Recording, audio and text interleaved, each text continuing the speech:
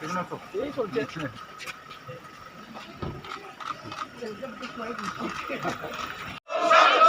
জেলা কার্যকারিণীতে মানিক খোয়াই জেলা ইশাদা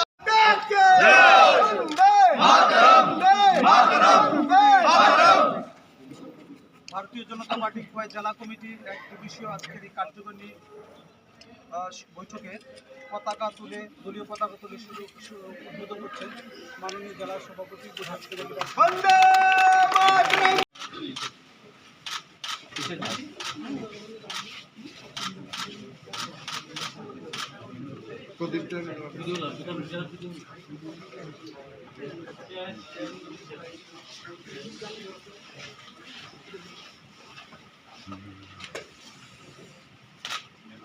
সরস্বতী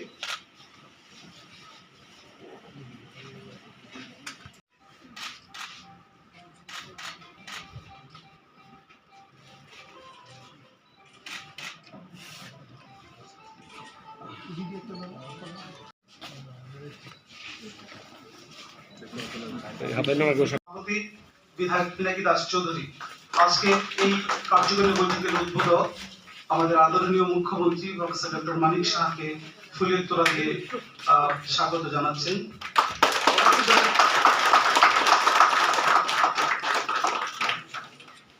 পৌর পরিষদ উনিও ফুলের তোড়া দিয়ে মাননীয় মুখ্যমন্ত্রীকে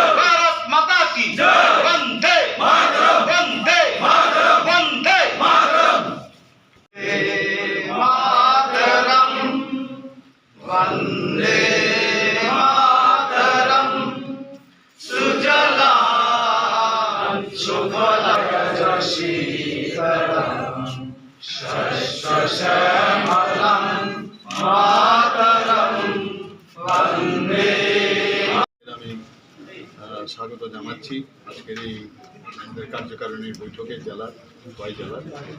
তো আপনাদের অবগতির জন্য আমি জানাচ্ছি যে আমাদের যে ভারতীয় জনতা পার্টির যে রীতিনীতি বছরে একবার করে আমাদের কার্যকারিণীর বৈঠক হয়।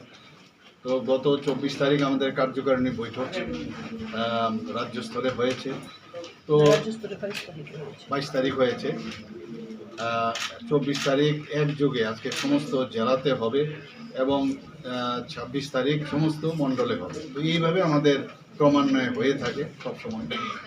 তো আজকে আমাকে বলা হয়েছে যে আমাদের সমস্ত নেতৃবৃন্দদের সমস্ত ডিস্ট্রিক্টে যাওয়ার জন্য আমাদের পার্টির থেকে নির্দেশ আছে। আমাকে খোয়াই ডিস্ট্রিক্টে বলেছে আসবার জন্য, তাই আমি পার্টি নির্দেশ মেনে আজকে এখানে আমি এসেছি।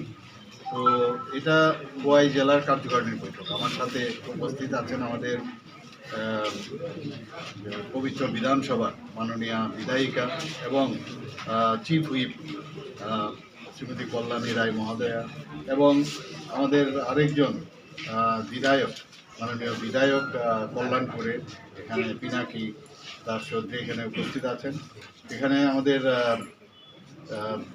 সেক্রেটারি এখানে উপস্থিত আছেন ত্রিপুরা প্রদেশ বিজেপি নমিতা বর্মা মহোদয় এবং এখানে অন্যান্য যারা স্টেটের যারা কার্যকর্তারা সবাই এখানে উপস্থিত আছেন।